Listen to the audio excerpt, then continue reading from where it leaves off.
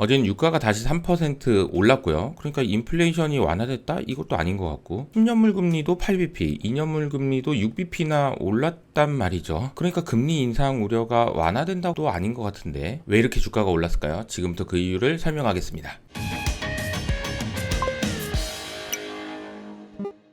안녕하세요, 이효석입니다. 자, 어제 주식시장은 한마디로 표현하면 이거 왜 오른 거지? 이거 왜 오른지 이거 좀 잘 모르겠는데 이런 생각을 들게 만드는 하루였고요. 중국 시장이 중요한 기점에 서 있다라고 볼 수 있습니다. 어제 미국 시장 다우는 1.2%, 그리고 나스닥 2.3%, 4일 연속으로 오른 거 정말 오랜만이다, 이런 이야기들이 나오고 있습니다. 우선 최근에 하락폭이 굉장히 심했던 엔비디아를 포함한 반도체 관련 주식들이 크게 상승하면서 어제도 이제 삼성전자, 하이닉스 많이 올랐잖아요. 그래서 국내 시장에도 긍정적인 영향을 줄 것 같고요.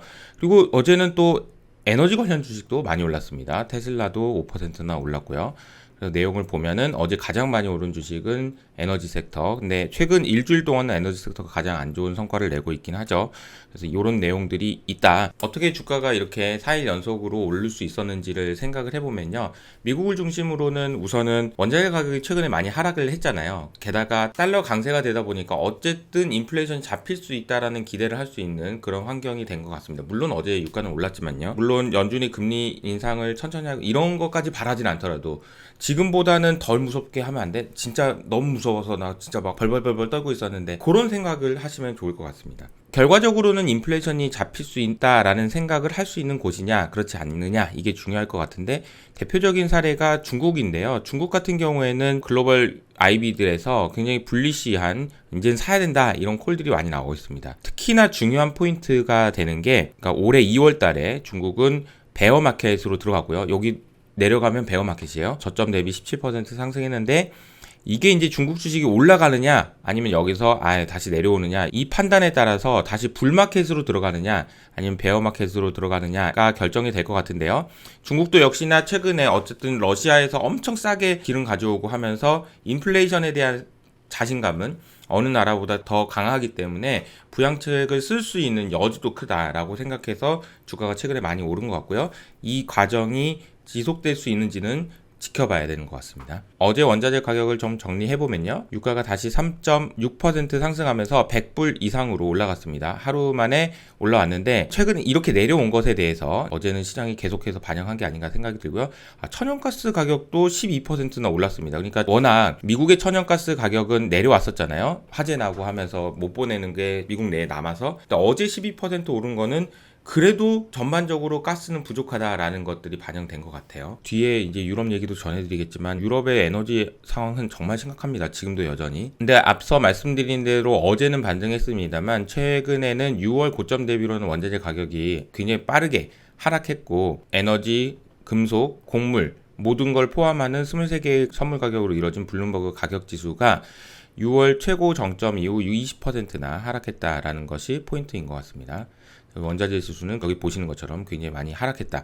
어제 유가는 올랐지만 전반적으로 지금 하락 추세라는 거는 맞는 것 같습니다. 반면에 어제도 이제 블라드 총재도 나와서 얘기를 했지만 10년물 금리는 올랐고요. 그리고 2년물 금리도 올랐습니다. 그러면서 2년물 금리가 더 높아서 경기 침체 신호를 계속해서 보내고 있다라는 거고요.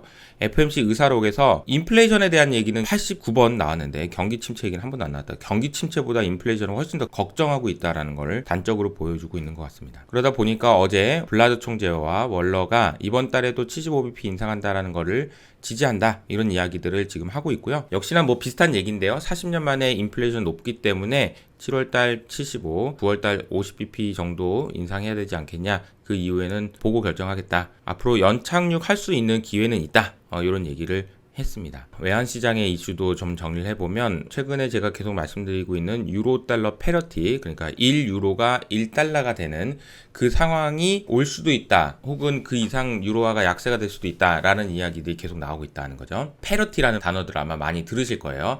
유로와 달러가 같아진다. 그래서 지금 유로가 생겨난 이후로 거의 가장 낮은 수준이라고 보시면 되는데 20년 내 최저 수준입니다. 그래서 가장 중요한 건 유럽의 에너지 위기, 그리고 경제 둔화. 그러니까 에너지 위기라는 것은 결국 유럽의 천연가스 가격이 너무 높아서 어떻게 헤어나오지를 못하는 상황. 금리가 올랐는데 경기 체력이 너무 약해서 경기 둔화나 경기 침체, 장기 침체 뭐 이런 식으로 빠져들 수밖에 없다라는 우려들이 많아지고 있다라는 것이 문제입니다. 그래서 제가 보기에는 7월 20일에 있는 ECB 회의가 굉장히 좀 중요한 분기점이 될 것 같아요. 유로 달러는 지금 연일 하락하고 있는 모습을 보여주고 있습니다. 경제 지표를 좀 보면요. GDP now 그리고 IMF의 경고 이렇게 정리를 하겠습니다. GDP now는 마이너스 1.9%, 마이너스 2.1%에 조금 올랐네요.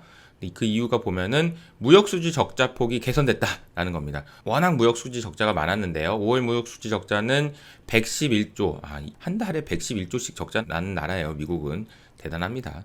어쨌든 적자 폭은 지난 12월 이후로 최소다. 적자가 계속 누적되고 확대되다가 좀 줄었다. 요게 반영되면서 말씀드렸던 GDP now에 반영되면서 마이너스 1.9%로 조금 올라왔습니다.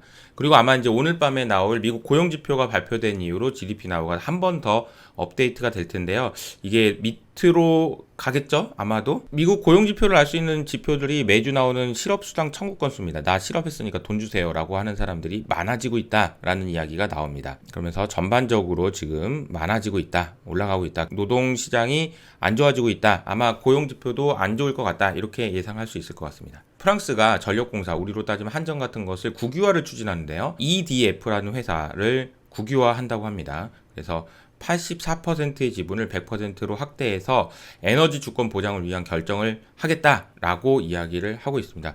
한전은 어떻게 해야 되나요? EU에서 26일 날 긴급 비상 계획 논의합니다. 긴급이에요, 여기는 지금. 왜냐면 겨울이 너무 추울 것 같아요. 가스 공급 안 돼가지고 어쨌든 간에 이 문제를 풀어야 됩니다. 이 문제가 풀릴 수 있는지 여부를 진짜 잘 봐야 될 것 같고, 이것이 경제와 금리와 주가와 모든 것이 다 연결이 돼 있는 아주 중요한 내관이라고 볼 수 있는 것 같아요. IMF 총재가 어제도 한 말씀 하셨는데요. 경기 침체 가능성을 배제 못한다라는 말은 알겠는데, 저는 인상적이었던 것이 2022년에도 하향 조정하는데 2023년은 더 힘들 것 같다고. 아니, 지금도 힘들어요. 자, 정치 이슈로 넘어갑니다. 어제 헤드라인, 외신에서 헤드라인은 다 이 뉴스였어요. 미국의 FBI처럼 영국에도 M15라는 그런 단체가 있는데, 이 국장님께서 두 분이 모여서 중국의 산업 스파이 경고를 날렸습니다. 그래서 중국 정부가 기술 훔치고 당신의 사업을 약화시키고 있다라고 비판하면서 지적재산권 약탈로 핵심 기술을 가져가려고 하는 중국을 비판했다라고 정리를 하면 될 것 같습니다. 보리스 존슨 총리가 결국 불명예 퇴진을 했습니다. 사임 결정했고요. 10월 보수당 전당대회 때 새 총리를 임명하겠다라고 얘기했네요. 그러면서 정치적으로 불안정이 심화되면서 유럽 내에서는 안 좋은 이야기들이 훨씬 더 많은 상황이라고 보시면 될 것 같아요. 미국에서 동맹국이 러시아 원유를 40에서 60불까지만 가져가라, 이런 얘기가 나오는데요. 가져가지 말라가 아니고 가져가더라도 너무 비싸게 주지 마, 이런 얘기가 나왔다고 보시면 될 것 같아요.